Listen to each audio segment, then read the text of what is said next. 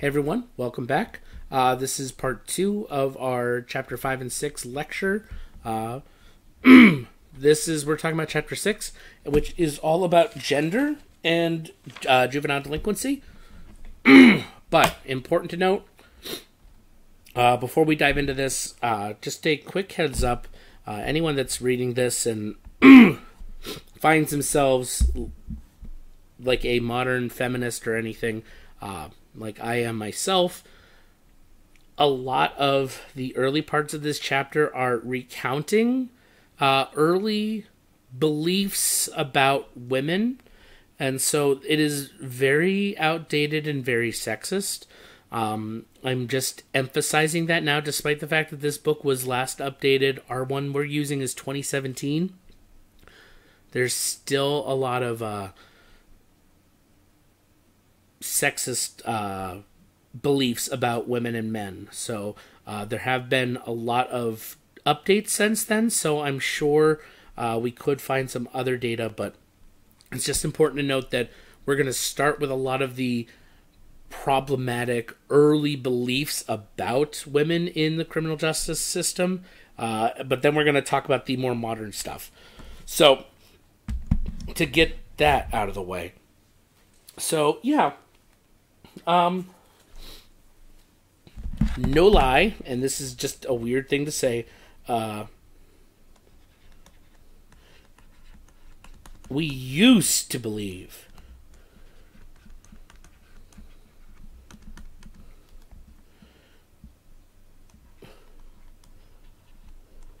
women who committed crimes or who were delinquents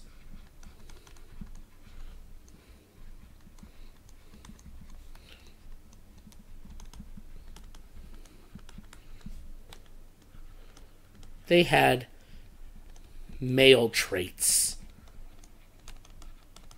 So, they were very manly. They had lots of hair. They had wrinkles. They had different structure. Like, there is a lot. Okay? We used to believe that. And then at one point we also believed that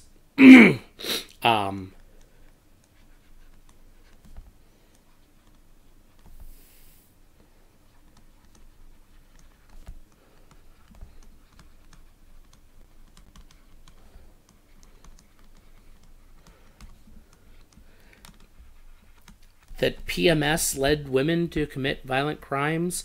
This also is not accurate, but I do want to point out that this concept is unfortunately still being used against women in our society now. If you recall, during the 2016 election, one of the popular slogans that you would see on, or not slogans, but one of the popular reasonings why people wouldn't vote for Hillary Clinton in the election, one of them was, well, she's a woman. If she has her PMS, she's going to send us to war. The science is not there, but we still believe these, and that's a problem. So it's important to note that just because we know better doesn't mean we know better. So, yeah. I will be completely honest. This is a difficult subject for me to talk about as a man who was raised by strictly women. I didn't have male role models until much later in my life.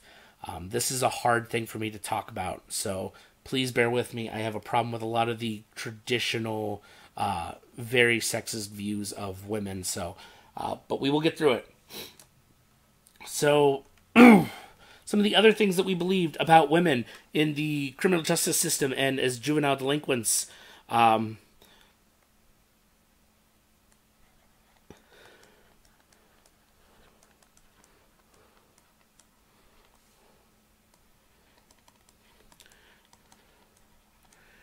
They were biologically different. In particular,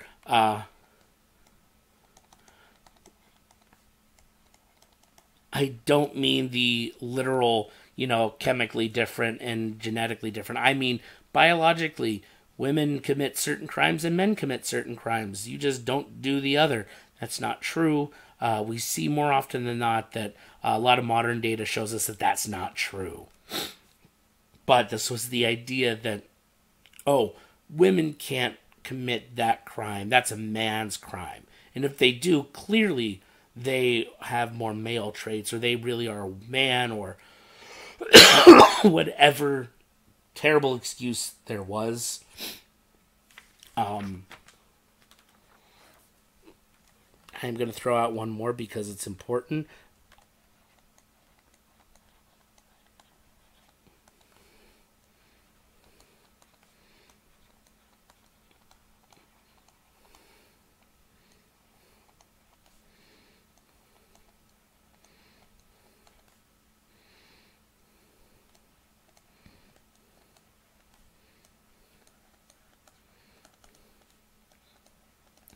So specifically for females, in regards to this, society sets standards that led to certain crimes.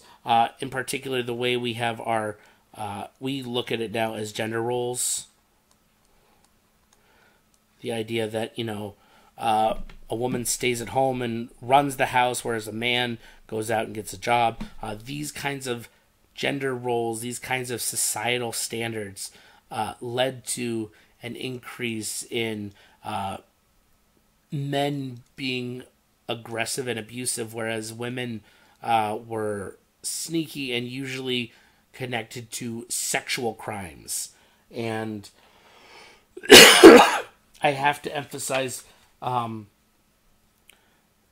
checked the footnote in the back. It's from the early 1900s, but an old white man said that, typically female delinquents were considered an aberration who engaged in crimes that usually had a sexual connotation, like prostitution, running away, which presumably leads to sexual misadventure, premarital sex, and crimes of sexual passion, like killing a boyfriend or husband. Just real quick of note, premarital sex is not illegal, so we got issues with that. But anyway, the big thing for our traditional male scientists and social behavioralists were women tend to be involved in sex crimes. And it's weird to say sex crimes because I don't mean just like sexual violence. I mean like the whole gambit. If it involves any kind of sexuality and sexual nature, our traditional belief was that only women were involved in that. Of course, we know that it is disproportionately women, but it is not exclusively women. So there are a lot of changes that we've kind of noticed over time. There's definitely some general issues across the board. Beliefs that, in addition to biologically different, there's a superiority thing, which is a whole different issue. But one thing that does come out of all this, and what I do want to kind of talk about briefly, Sandra Bem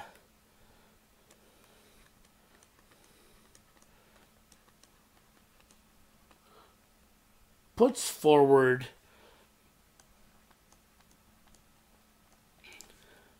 gender schema theory. And this is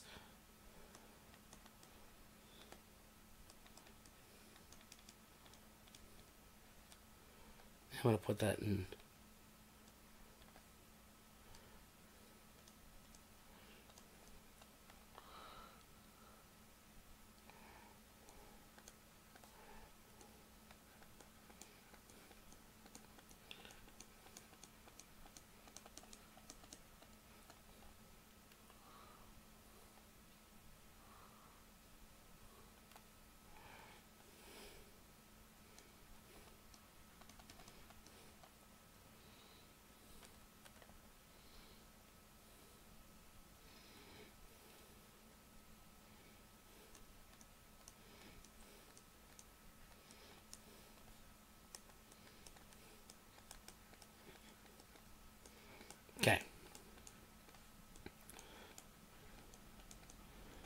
So one thing that I can't help but think about, because our textbook is technically dated, so Sandra Bem is before that even, but gender schema theory looks at the binary genders, so male and female. It doesn't talk about transgender, it doesn't talk about intersex, it doesn't talk about any of that. But it looks at the idea that the gender schema theory is that the genders are polar opposites, that male and female are polar opposites set by society, and that's intentional. It puts them in conflict with each other, and that leads to just about anything and everything. This is the stuff of eventually, by the time, and the data supports. Oh, okay.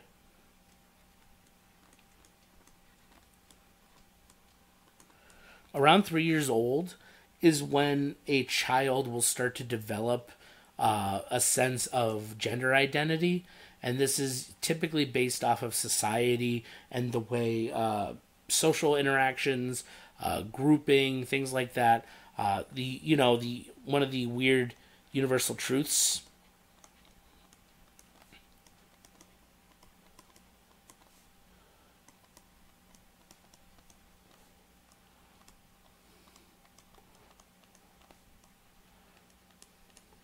People just want to belong. That's a universal truth.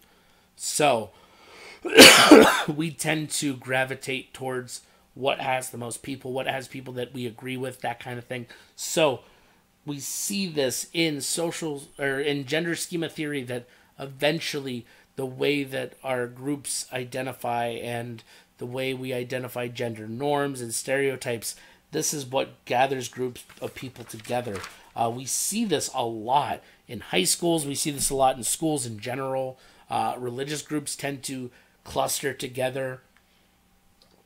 There is this concept that people want to belong, and so Sandra Bem is not far off. Obviously, yes, there's a lot more than just the two genders, and so I would argue that gender schema theory should be readdressed. But how does it relate to criminal justice? Well, just what I was talking about before. Society sets standards that led to certain crimes. Gender schema theory is supporting this. Society has put men and women on opposite ends of the cultural spectrum.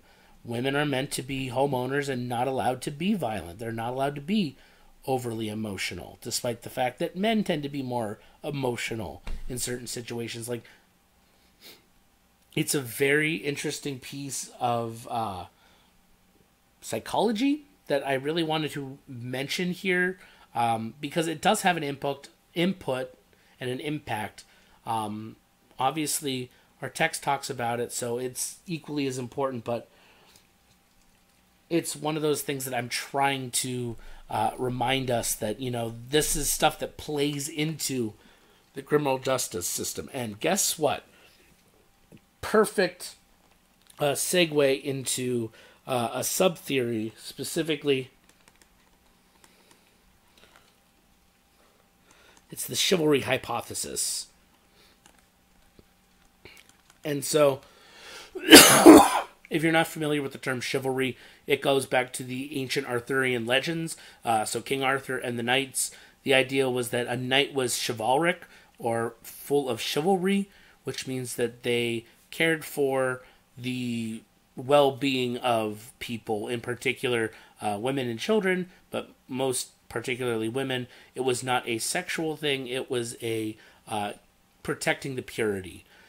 There's a lot of weird psychology and philosophy with chivalry. We're not going to dive into that, but the chivalry hypothesis is directly connected to gender schema theory.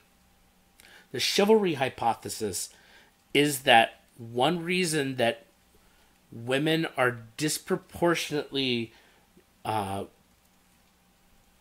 reported in juvenile delinquency historically is because traditionally police officers were male, and they had this sense of chivalry with a young woman, a young girl who was in trouble. Instead of sending her into the system, would give her a warning and send her on her way. And so this kind of ties back into that dark figure of crime that a lot of things don't get reported, don't get put down and into the system. Chivalry hypothesis says, hey, guess what?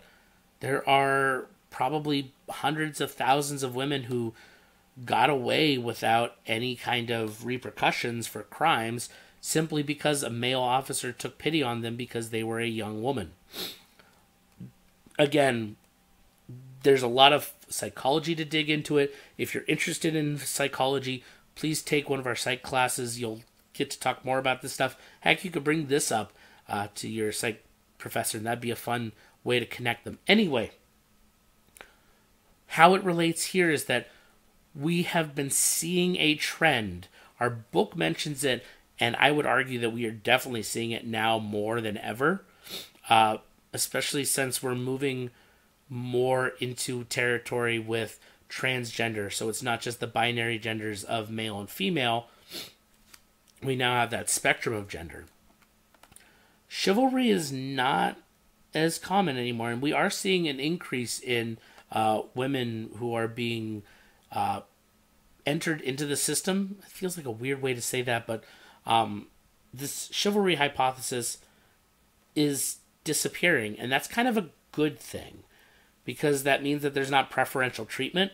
It's now being more equal, and we're getting into that deeper conversation about, what is the actual rate of crime. This could be a good reason why, for the longest time, we believe that women don't do certain crimes because, well, they can't do it. No, it's because if they did do it, they got away with it because the chivalry idea. Anyway, so that's just an important piece to kind of throw out there. Yeah, like I said, this chapter has a lot of interesting and important information that talks about the psychology and different theories of, just of gender differences. And so the chapter ends, and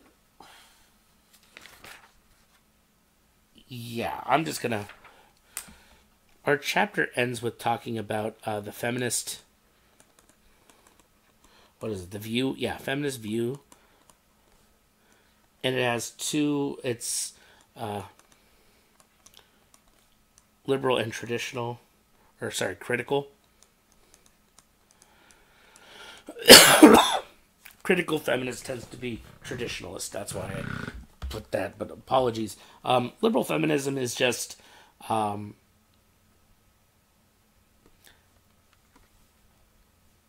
where's my pen? There's my pen.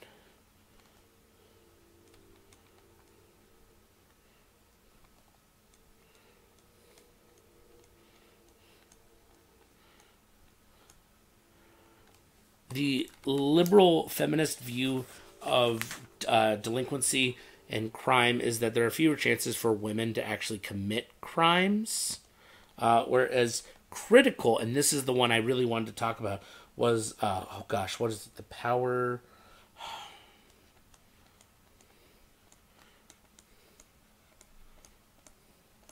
The whole thing comes down to power dynamics, and I know it's mentioned. Where's my notes? There's power control theory.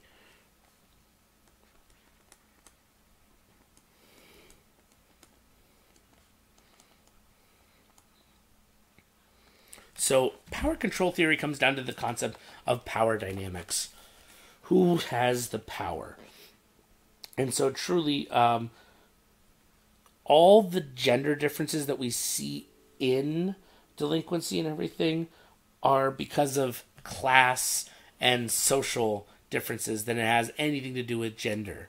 Like, the whole idea is that, the power dynamic between larger society and the individual plays a bigger role than gender or any of those other smaller aspects of it. And so, if I had to sum up chapter 6 in one way, and why we put chapter 5 and 6 together in particular, or why I put it together. This is my own quote.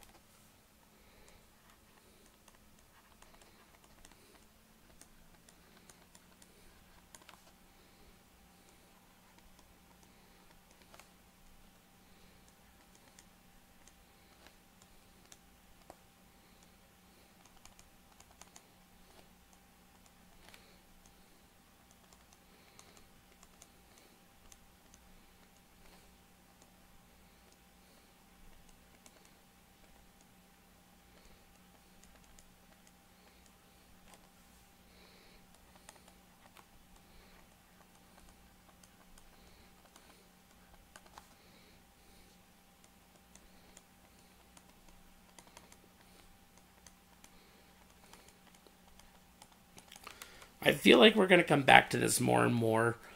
Maybe not the first part, but one of the big beliefs that the criminal justice system, as well as most of society, had for a long time is that women were different, and in a significant way. Not in like, oh, well, men and women are different. No, like significantly different. And because of that, they needed to be treated very differently. So, oh, women couldn't commit a violent crime. Oh, women couldn't do this. Women couldn't do that. So we have to be very kind. We have to be light on punishment and things like that. That's not true. Now we know that. Now there are minimal differences. We realize that there's not this big of a difference. And the real issue is societal, not biological. That piece I feel like we're going to keep coming back to. It doesn't matter. It does, but it doesn't matter your race, your gender, your ethnicity, your religion. None of that matters. It does because of the societal aspect, but the biological aspect is not where we are anymore in the criminal justice system. We shouldn't be, at least. It's the societal aspects of this. And so that's the real big change. And so when we think about women in the juvenile justice system, young delinquent girls, we are seeing an increase across the board for crime representation. Not that there's an increase in crime, but it's important to note that they are possibly being reported because the chivalry hypothesis is dying. But the larger point is that we have come a long way, and we're going to continue going a long way. I know it's kind of an unsatisfying ending for this, but it is what it is. Yeah. So, thanks for sticking around and listening. Yeah, that was the chapters this week. Kind of weird. Like I said, we will have a midterm next week, which will cover everything up until this. All right. Anyway, thank you for sticking around, and whenever you care to watch/listen to this, hope you're having a good time. Anyway, good luck, and I'll see you for the midterm.